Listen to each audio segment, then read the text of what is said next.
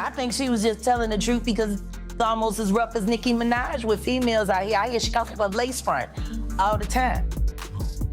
Snatching views up and throwing them in her nasty twat.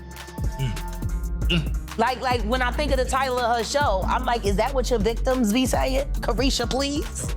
That little party I went to, the Diddy party, we went to the little private area behind the, cause he had a house behind his house. Like he had a backyard his backyard with a fence that's big, and then it had like a miniature little whatever. When Diddy took Lil Rod to a Thanksgiving event in Miami, he allegedly slipped drugs in his drink. He was too inebriated to defend himself, so he told Young Miami to make her cousins do him while he watched and enjoyed himself. Miami's cousin allegedly began touching him and performed oral acts on him without his consent when she barged into the restroom while he was inside, according to court filings. In front of Diddy and other people, Jones claimed he tried to push her away and left the bathroom only to be followed by Miami's cousin, who allegedly undressed and tried to straddle him and have sex with him. As previously said, Lil Rod supplied even more humiliating information about Young Miami after he made changes to the case. He claimed that Diddy paid her on a monthly basis for supplying him with girls for his parties. He claimed that Young Miami was one of the people Diddy paid a monthly fee to serve as his former employees. He continued by sending a number of pictures from the evening that showed Miami having a great time with her cousin and Diddy.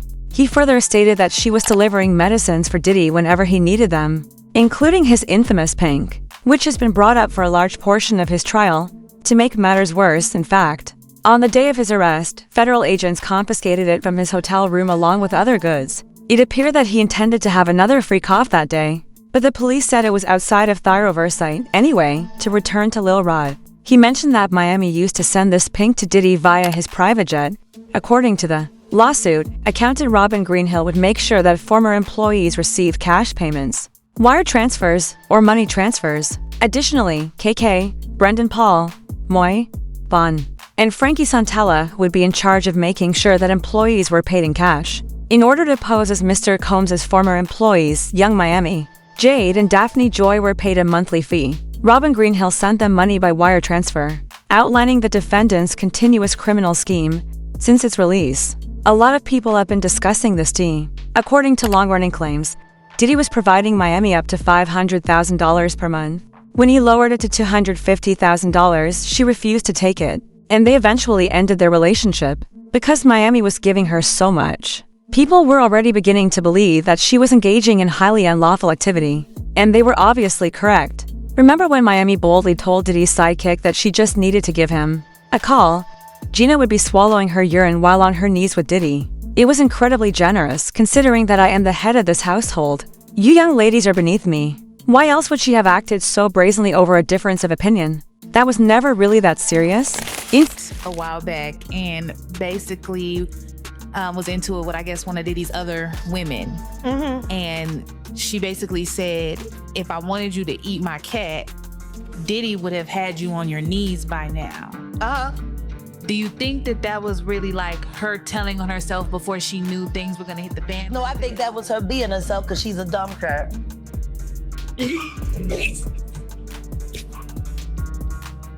Damn. I think she was just telling the truth because it's almost as rough as Nicki Minaj with females out here. I hear she got a lace front all the time.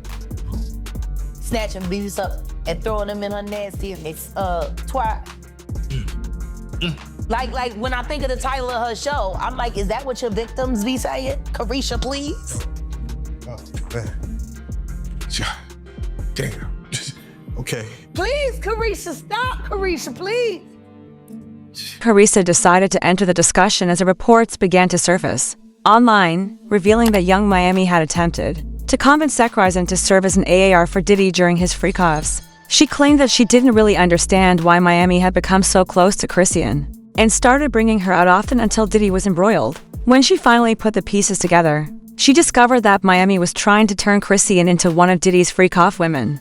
They was trying to recruit Chrisean.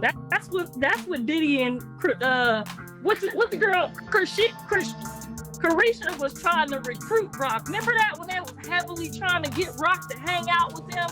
I think they was trying to recruit her. She got a lot, but see what's going on. We're gonna talk about it on this podcast. We're gonna get to the nitty-gritty of all the gritty of the nitty. Cause it's necessary. I think them cops was trying to recruit her. Cause they remember they just had her pulling up to everything. Thought she was about love her. Yeah, remember? See what I'm saying? We got this podcast gonna be, cause y'all know the mama know everything and everybody's business. So we gonna find out on this podcast. We ain't gonna talk no shit about nobody. We ain't gonna mock nobody, but we definitely gonna explore the possibilities that was going on.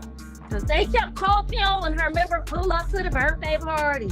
Come over here and dance on Chrisean. Remember that? I feel like they was trying to recruit that baby to be in on me. That makes you see what I'm saying? That's why I gotta have a podcast, cause I gotta get this shit on the table. Can't nobody get it on the table but my nosy. Okay, Tasha K ain't she over there making up. I know her. We gonna get to the bottom of it on this podcast. Tell me if I'm lying. Go on over there and tell me if I'm lying. I'm telling you, they was trying to recruit that baby. They said, let's get her away from him. That's what they was doing. We gonna put a couple pounds of that on her and have her fly. They ain't gonna never suspect her. And that would make so much sense. That's why he grabbed the ring and he said, what did he say? He said, do you love her or she needs love? All she needs is love. All she needs is love.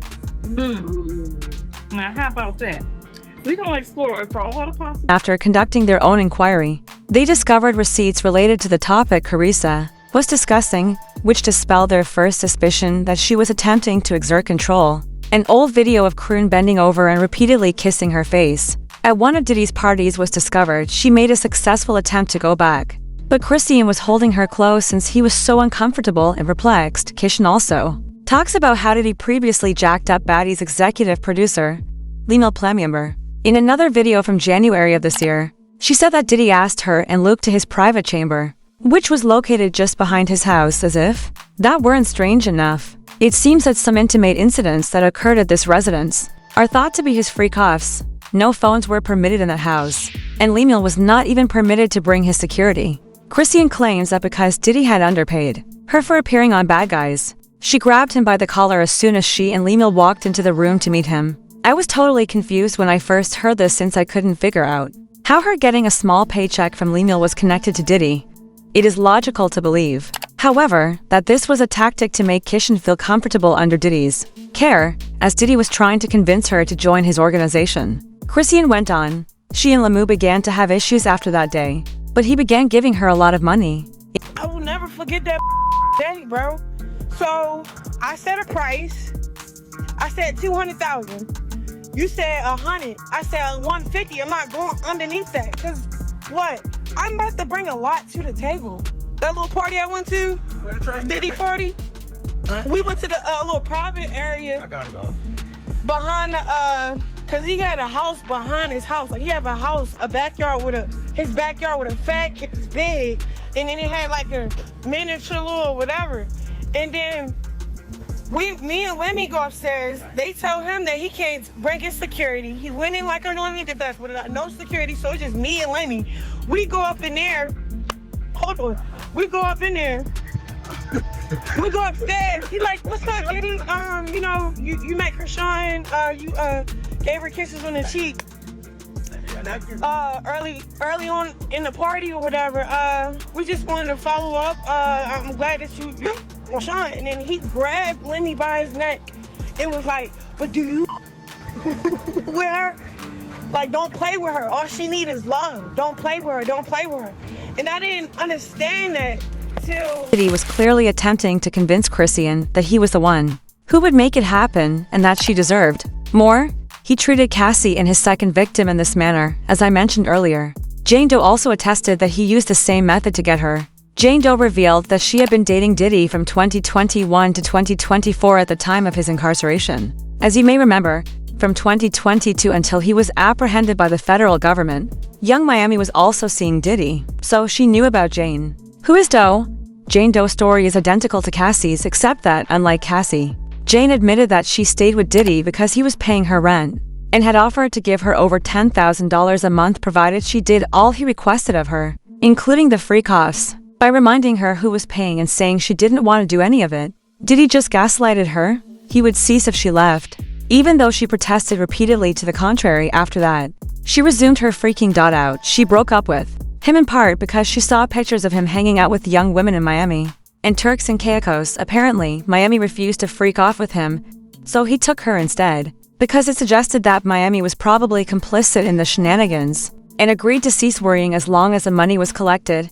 Many others gave her the side-eye. Now, if Miami hadn't been out here purportedly attempting to lure unsuspecting women, nobody would have given a damn about her falling for Diddy, like Chrisean to come along. As though someone had shouted, "People are not here for this," they dragged her around. Rock wouldn't keep a secret, thus, it would have been a mistake to recruit him. They should get Lemmy and Natalie next. According to someone else, Natalie is doing for Lemmy what young Miami is doing for Diddy. The industry as a whole is strange. Obtain each one.